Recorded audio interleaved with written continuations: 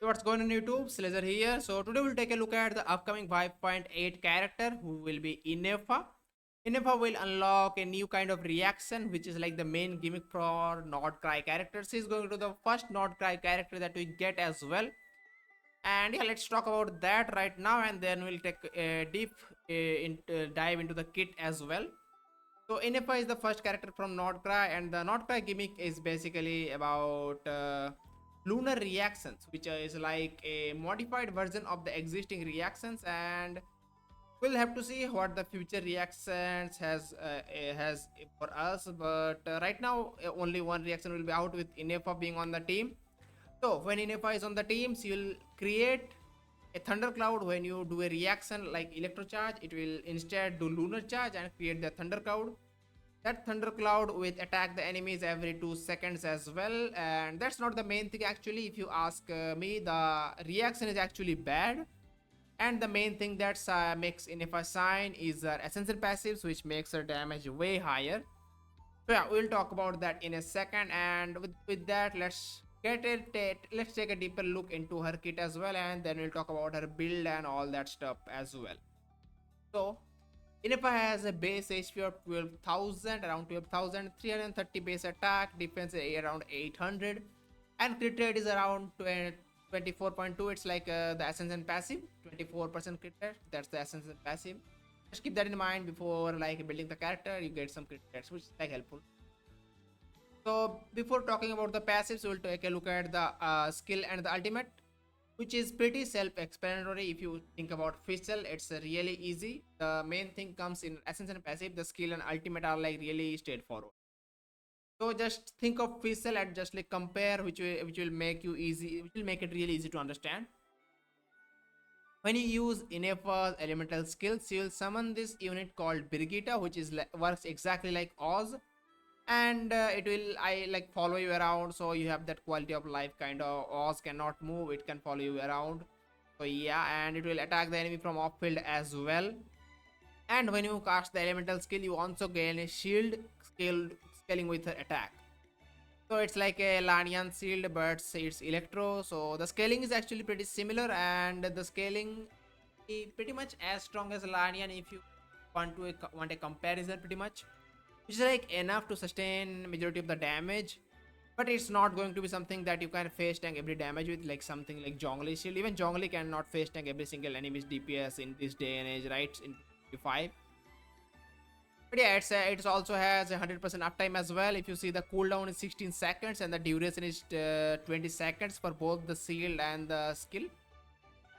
So that's a good thing, I'd say. And yeah, let's talk about the ultimate as well. Ultimate is like the exact same thing as what Fizzle does, but it does damage in better than the Fizzle ultimate. So the ultimate of Ineffa will refresh the duration of Brigitte. So it can be used as a resummon for that Brigitte unit as well, and it has a 60 cost ultimate, which is pretty much on the lower side, but you still need to build some ER. So yeah, it's kind of cooked there. It's not like useless ultimate. The ultimate actually has use because through one of the Ascension passive, you can provide some elemental mastery for your active characters. So you should use the ultimate if you can. But that's about it for the skill and ultimate. Pretty simple to give you a TLDR for the skill and ultimate. Skill will summon Brigitte, give you a shield. Ultimate will do damage and refresh the duration of your Brigitte. That's pretty much it. You can also reuse the skill for the shield refresh as well. But yeah, let's take a look at the more real stuff, more important stuff, which is like the Ascension passives, which from where the majority of our damage will come in, and it will also impact some of the build options and team options. So let's take a look at the last passive first, because it's like the exploration passive, I think. When Ineffa uses food, there's a 30% chance of gaining a seasoning ingredient. Okay, that's whatever. Additionally, in Nodkrai, it seems you will be able to change Brigitte's appearance through certain means. Okay, I don't know what that means. Maybe we'll see. The region comes out in a patch, so we'll see. So moving on to the real passives. If there are thunderclouds created by lunar charge reaction nearby, so this will be always the case if you have a hydro character and Ineffa on the team, pretty much nearby. When Brigitte unleashes discharge attack, so when Brigitte attacks, if you have this created, which will always be the case, they will initiate an additional attack dealing AoE electro damage equal to 65% of Ineffa's attacks. So you do an additional instances of damage whenever you have thunderclouds on the field. So this is the main source of Ineffa's damage actually. And if you see the last line as well, it is the more important stuff. This damage is considered lunar charge damage. So if you don't know the lunar charge damage calculation, it actually scales really well. And whatever you number you see here, it's like it will like deal a lot more damage than it shows. Actually, it's like a lot more. I'm not gonna go too much into detail, but just know it will deal a lot of damage basically, and it can also apparently crit, of course, and it will also ignore defense because it's a reaction damage instead of you doing crit damage, but it will crit as well. So it's like pretty impressive to be honest. The damage, a majority of the damage actually comes from this passive alone. It's like really big. So yeah, the main part is not even the first part. The main part is actually the second line, which is like the damage is considered lunar charge damage. That's like the main part of what the majority of the damage will come from basically. And that's about it. And this also means you cannot use an damage bonus goblet because the lunar charge damage will not scale with damage bonus goblet. You will want to use the attack goblet. We'll take it more look into the build section about that. The second passive is when using elemental burst, supreme. This is the name. All your party members will gain the parameter permutation effect. Increases Ineffa and your own active party members' elemental mastery by 6% of Ineffa's attack for 20 seconds. So that's why you want to build a lot of attack on your Ineffa.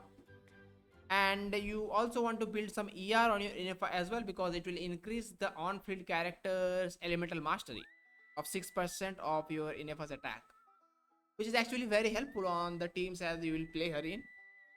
So yeah, it's like you need to use the ultimate. It's not a useless thing. That's pretty much it.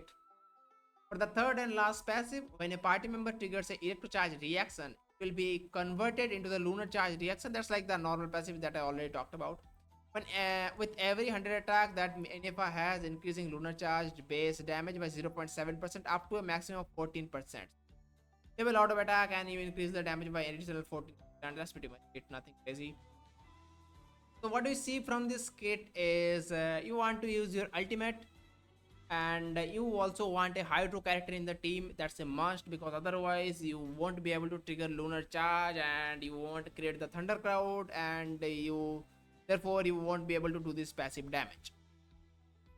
So how does this kit really is and how good of a damage it will do? So Ineffa initially from the reaction itself, as I said in the beginning disclaimer, will not do the damage through the reaction. The reaction is basically a means to unlock her passives, which will do the majority of the damage. It's exactly how Emily works.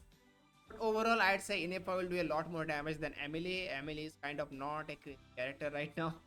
Like a little bit underwhelming outside of Kinish teams, as he doesn't have that much of use. I'd say you have better options for pretty much all the teams outside of Kinish, and even in Kinish team, like but the burning, like I will talk about Emily in a different video. I'll go in too deep there. So yeah, so back on Ineffa. Ineffa is actually quite good if you ask me about the damage he does, but there are some drawbacks that you need to consider before. So we'll talk about them in the build section. So before talking about anything, let's talk about the artifacts right now. I'd say so. It's a good time I think to talk about the artifacts because pretty much you don't really have good options right now. You play Ineffa with Furina in the team. Mageshoshe will give you the best possible damage, which is nice, but the other artifacts are actually a little bit behind, which is like the best option that you would get outside of using Furina Mageshoshe is like Gilded Dreams basically. Gilded Dreams, but the damage is kind of underwhelming, so expect 6.0 to drop a new artifact set which will increase the Ineffa's damage by a lot. So I'd recommend you right now use whatever the pieces already have leveled up, use those ones and make kind of a mediocre build if you are pulling for her. Otherwise I would just hold off until the 6.0 drops and you get the new artifacts. No matter what, be assured, rest assured the 6.0 will drop a new artifact which for Ineffa, and that will be the best in slot no matter what. Right now, the species that you can use are other options that I'm mentioning are with Furina, you can use the Marisosi Hunter, and you can use Tenacity as well because Tenacity has like HP. It is not useful, but every time your elemental skill will hit an enemy, it will strengthen your shield, which is good for Ineffa, and it will increase the on-field character attack as well. So this tenacity of tenacity is pretty helpful for the team, as well as you can also use gilded as well for some EM. That's pretty much about it. I would not recommend using anything else. Either use tenacity or gilded or magashosho with Furina for some extra damage. That's pretty much it for the artifacts. So that's the artifact stats. If you want to talk about the stats, you can like go here again. So yeah, I can just quickly mention the stats. There isn't much to talk about. We'll use attack, and crit.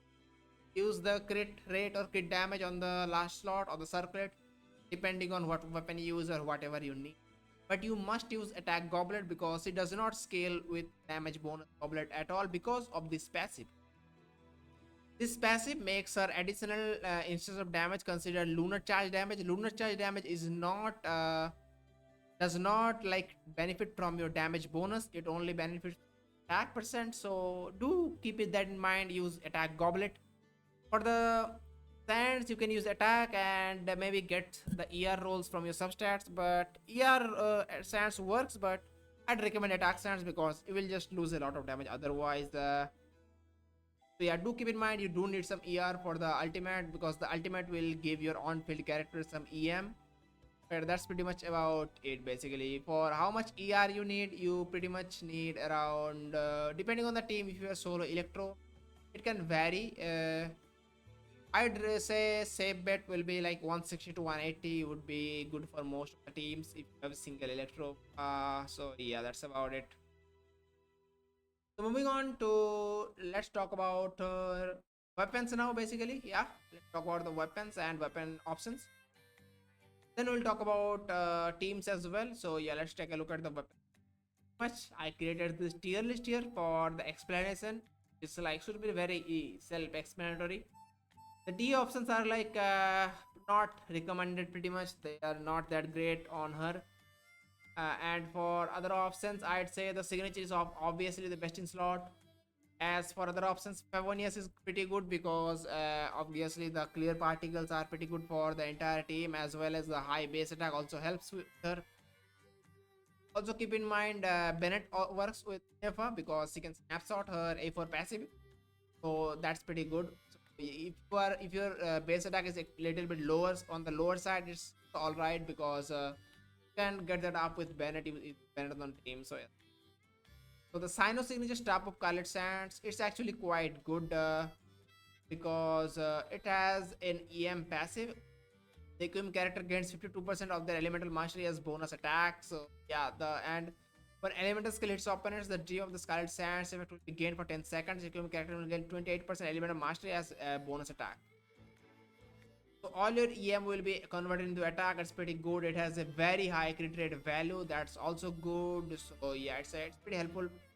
As well as the kitten is actually a sleeper build. If you ask me, the kitten is actually quite good. And the home eye is good as well. All these are good statistics. Other 5 stars and good ones are like staff and fab and kitten. So if you take a look at this sleeper build like weapon, it's like quite good as well. So let me explain this. See how kitten, let me just max this rank out. Is craftable, right? So it gives you EM.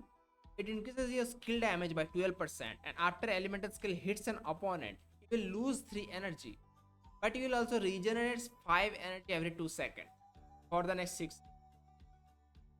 That's like 15 energy, and you lose 3 from that. So yeah, that's a and it can trigger every 10 seconds. You can proc this twice in one rotation, and your skill will just continuously heal, and it will just continuously happen from off field as well. Don't have to think about this one. It's pretty helpful. It's a lot of extra energy. So yeah, this weapon is actually quite good and really good F2P option for Ineffa as well. Yeah, she has some good options, I'd say, in terms of the weapons. I'd say the best options, in my opinion, actually, I like Fav and Kitten the most among all of these. I don't like the 5 stars on her. because you like don't need much of an ER need on her. If like on the substats, you can just go for all crit and stuff and attack. You have these two. So yeah, that's pretty much. Obviously, the signature is the best. And for the other options, the Raiden weapon, the Raiden signature engulfing, it has like a really high energy recharge, which is like a little bit too much. You don't need this much actually. 55% on the substat as well as more 30% more on the passive as well. It's like a lot. You don't need that much. And for the other options, Missy Wind Spear, Deathmatch, all these weapons are quite good, a little bit similar. These two weapons are quite underwhelming because they're passive pretty much. You gain the passives over time and second snapshot, so you don't need weapons like that. It's like the passive is quite bad for her. So yeah, this weapon can be quite good by the way at R5. The battle pass weapon, it's actually quite good at R5. This one, Ballad. But it's a battle pass weapon. I don't expect majority of you to have this R5, so we don't need to talk about it that much. That's pretty much it for the ranking, I'd say. And yeah, just use these four. Any of these four, these are the best options in Homa, Staff of Colored Sands, or Kitten or Fair. These two are like free to play kind of, and these are 5 stars signature. So with that said, let's talk about our teams. Basically, this part is okay. Before teams, let's talk about our Constellations. I'd say let's talk about the teams. So T1, when Ineffa activates our optical flow shield barrier, all nearby party members will gain the carrier flow composition in seconds. It is lunar charge damage by 2.5% for every 100 attack that Ineffa has up to maximum of 50%. That's just extra 50% value, I'd say, and it's like not crazy. And before like pulling and investing in Ineffa, I'd say you should wait a little bit and see how the nodkrai faction turn out. We have some information about the 6 pro carries and stuff when our banner is up, so just consider waiting a little bit before going all into it if you are yes, and if you have some doubts. That's pretty much it, I would say. And between the signature and this one, I'd say invest on neither and wait a little bit. Maybe if it turns out that well, invest in the future, I'd say. And yeah, for now, just hold your horses. So basically, hold your horses. The C2 after the elemental burst, supreme, whatever man, I don't like reading the name. After the elemental burst hits opponents, it will inflict the punishment edict on one of those hit opponents. After a brief delay or when this opponent is attacked, nearby opponents will take AoE electro damage equal to 300% of Ineffa's attack. This damage is considered lunar charge damage. Additionally, when the elemental bursts unleashed, nearby party members will gain optical flow shield barriers. Okay. So, you have to keep in mind that this 300% is actually more than 300% because, as I said here, this value actually it's not like true value. It's like it considered lunar charge damage, right? So it's like more than even more than 300% actually. So the C2 is actually quite nice in terms of raw DPS. So yeah, it's quite good actually in terms of 3 is useless like ultimate level. I think yeah, it's the ultimate level.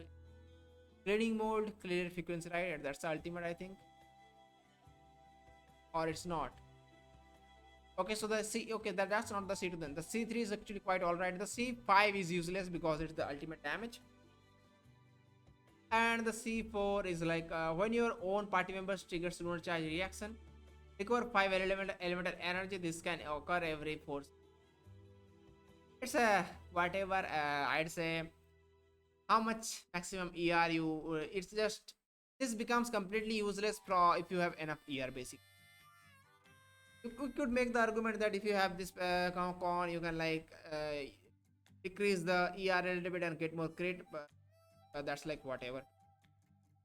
As for the E6, when Ineffa is affected by the carrier flow composition effect, you will deal AoE electro damage equal to 130% of her attack to opponents in the current active character's vicinity.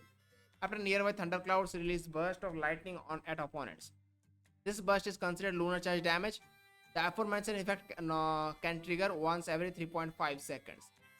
It's actually a good kind of a DPS C6, but as I said earlier, this looks like a sub DPS which their value in 6.0 with upcoming characters as well as the new set. we'll need to wait and see how she turns out, and I would not recommend going into too deep into her constellation and investing into her. As I said earlier, hold your horses, wait a little bit, wait for more, and yeah, that's about it. With that said, let's move on to her teams, and yeah, let's see how her teams turned out. Pretty much, I just had Bennett there as a meme, right? So you can play her in a bunch of different teams, and the three different archetypes that are main for her are like the main thing that comes first are like the characters, hydro characters, main hydro carries, which will work, and they will like do like a teaser team, basically taser team, which we already have taser team functions, but now it's like a lunar charge team. It's like same as taser, just hydro and electro doing damage together, and that's basically it. And those are the first archetype of team that you can use. And before building the team, all you need to think about is like you need enough hydro on the enemy to trigger the lunar charge reaction. As long as you can do that, the team is pretty much. The second archetype that comes is with like hyper bloom with like Nahida and stuff.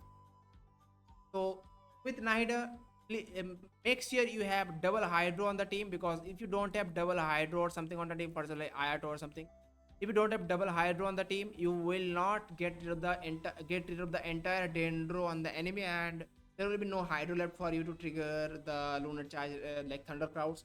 And if you don't have thunder clouds, enough damage falls off by like a mile, and you like the characters becomes basically. That's the second archetype. It's like really easy to explain, so that's why I'm going through it too fast, right? So yeah, the third archetype will be the overwave section, which is like characters like these pretty much these will benefit, and you can use them with off-field characters and stuff.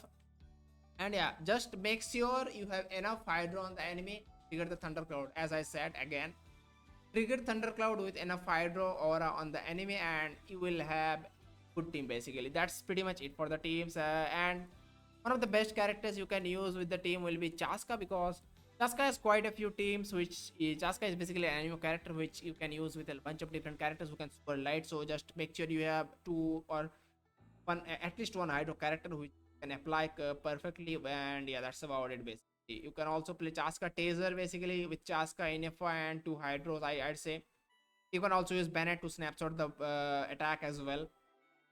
So yeah, pretty much those are the teams, and more teams will come out as 6.2 arrives, and more carries come out. That depends on the lunar charge damage and lunar charge reaction. So I will have to wait for how the new Dendro carry is or something, and a new Electro carry is coming too as well. So not really sure which one those will be. I'll make sure to cover them as soon as possible. Subscribe for that. And overall, if you want a overall judgment on how Ineffa is overall, I'd say when the banner comes out, don't immediately pull. Wait a little bit. Make sure you get more information about the 6.0 characters as well as the artifact set of us as well, and see how she turns out, and if you need her at all. And yeah, that's about pretty much it. I'd say. So yeah, Asi is quite good. You can go for it if you want. Get some DPS and shielders. You will have some synergy in the 6.0 as well. But just the worst part is we don't know about that, right? Not sure, right? So yeah, hopefully you find a thing or two helpful in this video and you understand it as well. If you have any questions, let me know down below down below in the comments, and I'll make sure to answer all of them. And with that, I will see you on the next video. Make sure to subscribe. Peace.